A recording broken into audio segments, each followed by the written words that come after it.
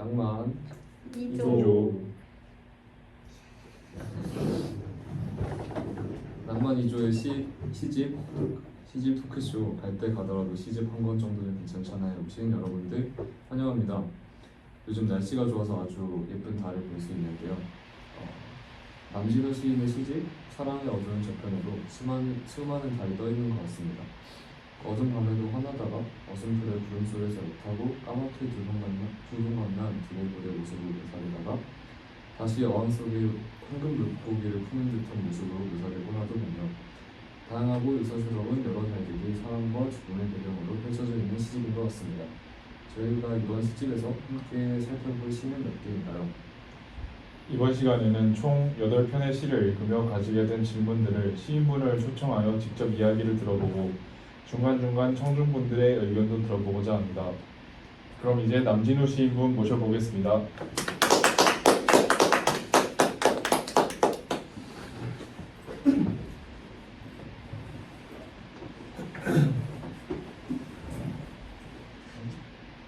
안녕하세요. 오늘 하루 남진우 시인 역할을 맡게 된 낭만 2조의 최주영이라고 합니다. 사랑의 어두운 저편이라는 남진우 시인의 시집을 낭만 2조의 구성원 모두가 읽고 논의하고 이야기하는 시간을 가져가 보겠습니다. 이번 영상부터 나오는 의견은 이제 남진우 시인의 의견이 아니라 저희 낭만 2조의 구성원이 모두 함께 책을 읽고 이야기하면서 나온 주관적인 의견이기 때문에 이 점 감안하시면서 영상을 시청해 주시면 감사하겠습니다.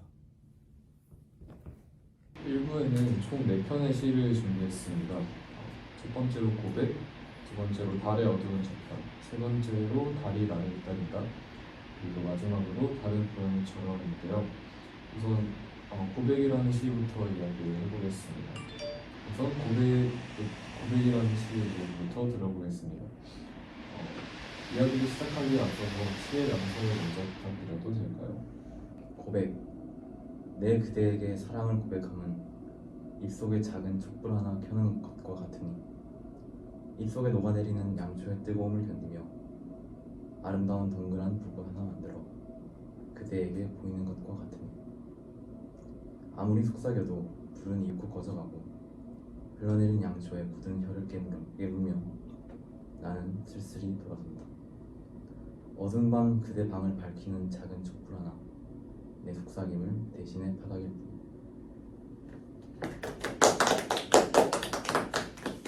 네, 방송 잘 들었습니다. 누군가와 사랑을 나누는 것이 고통을 수반한다는 걸 입속에 작은 촛불 하나 켜는 것과 같으니 라고 표현한 것이 인상 깊었습니다. 상대방에게 아름다운 것, 즉 입속에서 타오르는 촛불을 보여주기 위해서는 입 안에 떨어지는 뜨거운 촛능을 견뎌야 한다는 표현이 매우 와닿았는데요. 이 시에서는 결국 촛불이 꺼지지만 영원한 사랑이 있다면 그 촛불은 영영 꺼지지 않을 것입니다. 영원한 사랑도 타오르는 촛불과 같다고 생각하시는지 여쭙고 싶습니다. 저는 이제 사랑이란 것은 아름다움과 고통을 동시에 지니고 있다고 생각을 합니다. 촛불의 불꽃은 아름답지만 그 아름다움을 유지하기 위해서는 촛농이 녹아내리면서 느껴지는 그런 입속의 뜨거움을 견뎌야 하기 때문이죠. 하지만 영원한 사랑에 대해 생각해 본다면 영원한 사랑이란 이제 별빛처럼 좀 멀고 희미한 꿈이 아닐까 생각을 합니다. 입속의 촛불처럼 타오르다가 사그러져 버리는 그 순간의 열정이 아니라 서로의 영혼이 조용하게 어우러지면서 좀 시간을 견디는 것이라고 저는 생각을 합니다. 그래서 이제 서로가 서로의 빛이 되어줄 때야 비로소 이제 영원한 사랑의 꿈이 현실이 되는 게 아닌가 생각합니다. 네, 답변 잘 들었습니다. 그러면 이제 나머지 청중분들은 이 시를 어떻게 읽으셨는지 의견을 말씀해 주실 수 있나요? 네, 제 생각을 한번 말해보겠습니다. 평소에는 타오르는 촛불을 볼 때 떨어지는 촛농이 주는 뜨거운 고통에 대해 생각해보지 않다가 이렇게 묘사된 시를 보니 더욱 인상 깊었습니다. 사랑하는 이와의 관계에서 고통과 상처를 견뎌내며 아름다운 순간들을 함께 만들어가는 것, 그리고 그 과정에서 서로를 더 깊이 이해하고 사랑하는 것이 진정한 사랑을 키워나가는 방법이지 않을까 이 시를 읽고 생각해봤습니다. 네, 말씀 잘 들었습니다. 누군가와의 사랑을 아름답게 표현한 시 고백이었습니다. 그러면 다음 시인 달의 어두운 저편에 대한 이야기를 시작해 보겠습니다. 이번엔 청중분께 낭송을 부탁드리겠습니다.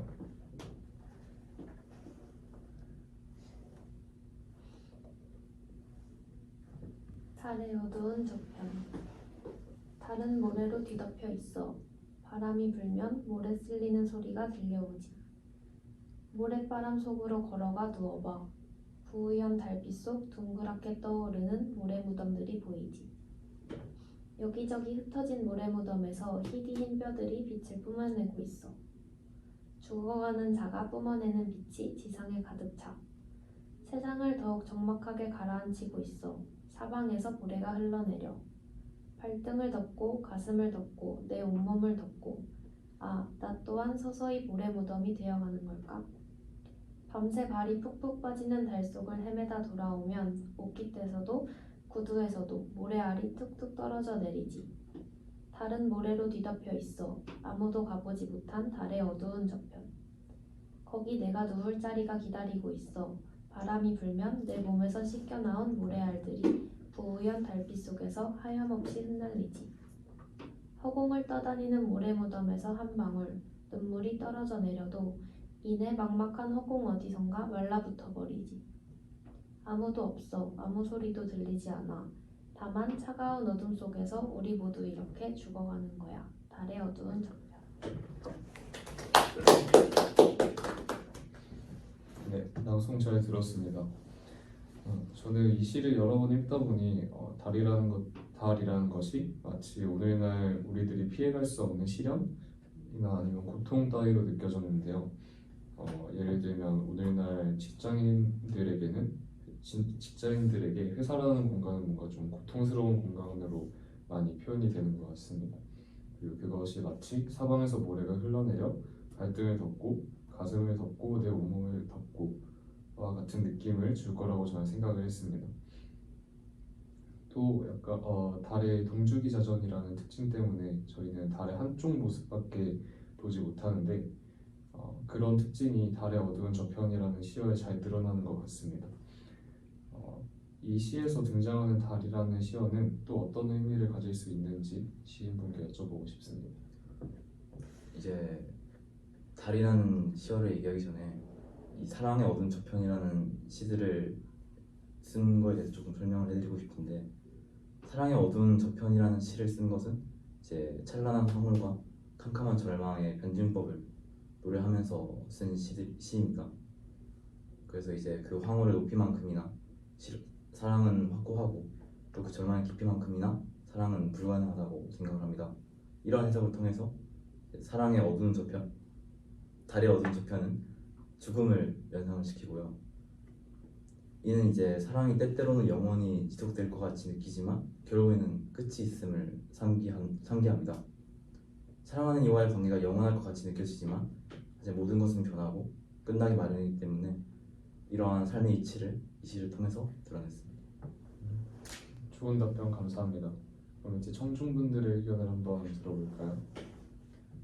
저는 달의 어두운 저편이라는 표현을 보고 미지의 영역이라는 표현이 떠올랐습니다.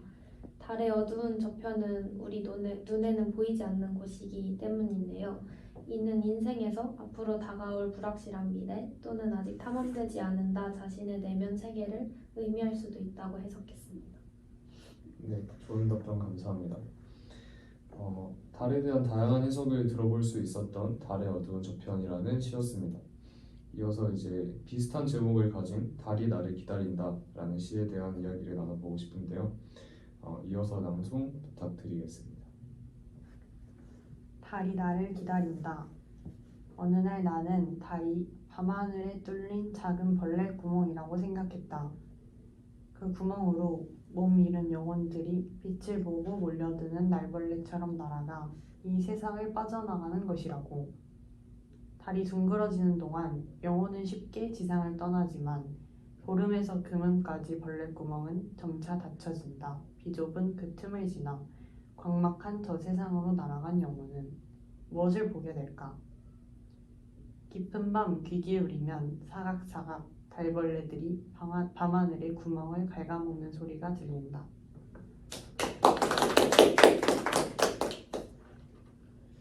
이 시에서는 달은 육신을 잃고 죽은 자들의 영혼이 이 세상을 빠져나가는 구멍이라고 합니다. 그런 특징을 가진 달을 제목에서는 나를 기다린다고 하는데 마치 죽음을 체념한 사람처럼 느껴집니다. 시인은 죽음을 체념한 것일까요? 아니면 달 너머에 있는 광막한 저 세상으로 가길 원하는 것일까요? 이제 이 시에서 보면은 광막한 저 세상으로 날아간 영혼은 무엇을 보게 될까라는 행이 있습니다. 이제 이 행의 단순한 죽음을 체념한 것은 아니라는 의미를 내포하는데요. 죽음 이후에 오히려 이제 죽음 이후에 세계에 대한 호기심이 드러나 있다고 보면 되실 것 같습니다. 이제 이 시에서 죽음은 단순히 체념하는 그러한 사건이 아니라 죽음과 그 이후 세계에 대한 깊은 사유와 탐구를 표현하기 위해서 이 시를 썼으며 달이라는 매개체를 통해서 죽음을 더욱 심오하고 의미 있는 과정으로 표현하고자 했습니다. 네, 답변 감사합니다. 그리고 청중분들은 이 시를 어떻게 읽으셨는지 궁금한데요. 말씀해 주실 수 있나요? 제가 이 시를 읽으면서 든 생각은 달의 주기와 인간의 삶의 순환을 연결지어서 생각하게 만든 시라고 생각합니다. 달이 둥그러지는 동안 영혼은 쉽게 이 세상을 빠져나가지만 보름에서 금음까지 달이 줄어들며 그 경계가 좁아지자 영혼은 또 다른 여정을 겪게 됩니다. 이는 삶과 죽음, 유한함과 무한함, 물질 세계와 영적 세계 사이의 균형을 상징적으로 표현한 시가 아닐까 해석해봤습니다. 네, 답변 감사합니다. 죽음, 삶의 순환과 같은 심도 있는 이야기를 나누어 볼 수 있었던 달이 나를 기다린다 라는 제목의 시였습니다. 이제 다른 고양이처럼이라는 시에 대한 이야기를 나누고자 하는데요. 이번에는 제가 낭송하도록 하겠습니다. 다른 고양이처럼 저녁 산책길 달이 고양이처럼 푸른 눈을 뜨고 나를 따라온다. 야옹거리며 내 뒤를 따르는 저 달의 푸른 눈 속에 포도알이 연글고 있다. 포도송이에서 포도알을 떼어내듯 나는 포도 위에 떨어진 달의 푸른 눈을 짚는다. 파르르 떨리는 달빛, 놀란 고양이가 내 손등을 핥히고 어느새 구름 속으로 몸을 숨긴다.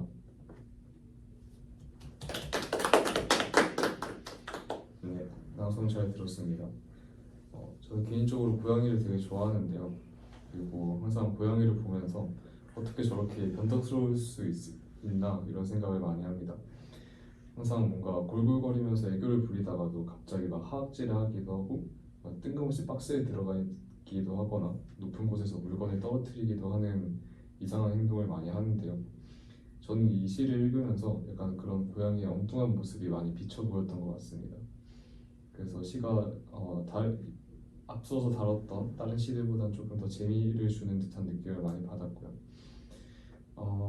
지금까지 다뤘던 일부의 시들에서 다른 뭔가 좀 어둡고 뭔가 죽은 자들의 영혼이 빠져나가는 구멍 등으로 여겨졌다면 이 시에서 다른 뭔가 고양이처럼 나를 쫄래쫄래 따라오다가도 뭔가 가까이 다가가면 손등을 핥히고 도망가 버리는 것이 좀 웃기게 느껴졌습니다. 시인분은 이 시를 쓸 때 어떤 생각을 하면서 쓰셨는지 궁금합니다. 저는 이 시를 쓰면서 이제 일상의 단조로움 속에서 발견한 소소한 마법 같은 순간을 쓰고 싶다고 생각을 했습니다.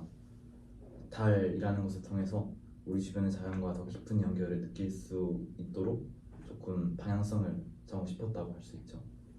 고양이처럼 변덕스럽고 예측할 수 없는 달이라는 모습은 이제 삶과 그리고 사랑에 대한 불확실성과 변화무쌍함을 상징한다고 보면 될 것 같습니다. 동시에 그럼에도 불구하고 우리가 어떻게든 그 변덕을 즐기고 그 속에서 아름다움을 발견할 수 있다는 희망의 메시지를 담고 있다고도 보시면 될 것 같습니다. 네, 좋은 의견 감사합니다. 그럼 이제 청춘분들 의견도 한번 들어보도록 할까요? 네, 저도 이 시가 앞서 다룬 달이 상징적이고 상대적으로 어둡게 묘사된 시들에 비해서 밝은 이미지의 달이 떠올랐습니다. 하지만 계속 이 시를 읽다 보니 어딘가 알게 모르게 마지막에 구름 속으로 몸을 숨기는 고양이, 파르르 떨리는 달빛이 주는 묘한 어두운 이미지가 느껴졌습니다. 푸른 눈을 뜨고 나를 따라오던 달은 왜 파르르 떨며 구름 속으로 다시금 몸을 숨기고야 말았는지가 궁금했습니다. 시인님께서 달을 보고 고양이를 떠올리신 것이 정말 인상 깊었던 시였습니다. 그리고 이제 1부의 마지막 시로 황금 물고기에 대한 이야기를 해보고자 합니다. 황금 물고기라는 시는 제가 직접 낭송을 해보도록 하겠습니다. 황금 물고기. 거울에 비친 둥근 달 속에 퍼덕이며 솟구쳐 오르는 황금 물고기. 거울을 넘어 방 안으로 쏟아져 나오는 황금 물고기.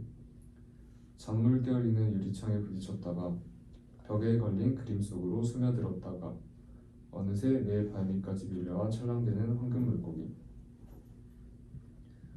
깊은 밤 황금 물고기 쫓아 아무리 헤엄쳐도 손에 잡히지 않고 달빛만 환하게 미끄러져 내린다. 어린 시절 어느 길 모서리를 돌다 내가 잃어버린 숱한 꿈들이 오늘 이리도 찬란하게 나를 찾아왔다. 꼬리에 꼬리를 물고 지느러미를 흔들며 덩굴장미처럼 내 몸을 휘감고 지나가는 황금 물고기. 구름 한 점 없는 밤하늘에서 내 방 거울까지 아득한 거리를 단숨에 건너온 물고기들이 밤새도록 내 잠을 환히 밝히며 떠다닌다. 그물을 던져도 잡을 수 없는 숱한 물고기들이 내 책상과 의자 사이를 넘나들며 몰려다닌다.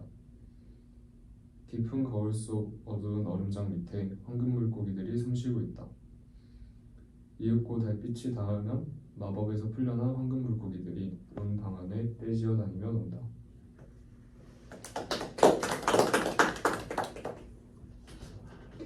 황금 물고기라는 시어는 이 시에서 어릴 적 화자가 잃어버린 숱한 꿈들인 것 같습니다.